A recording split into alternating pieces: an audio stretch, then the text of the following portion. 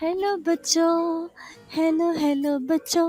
मैं तुम्हारा कीबोर्ड हूँ। तुम मुझे रोज पढ़ाई में और खेल के लिए इस्तेमाल करते हो, लेकिन याद रखो, मैं तुम्हारी तरह साफ रहना चाहता हूँ। और मुझे गंदे हाथों से मत दबाओ, मेरे पास खाना मत खाओ, वरना मैं बीमार हो जाऊंगा और काम नहीं करूंगा।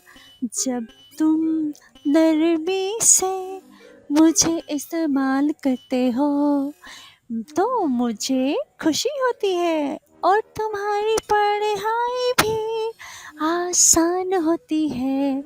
हमेशा याद रखो, मैं तुम्हारा दोस्त हूँ, मुझे साफ सुथरा रखो, मैं तुम्हारी कामयाबी का साथी बनूंगा।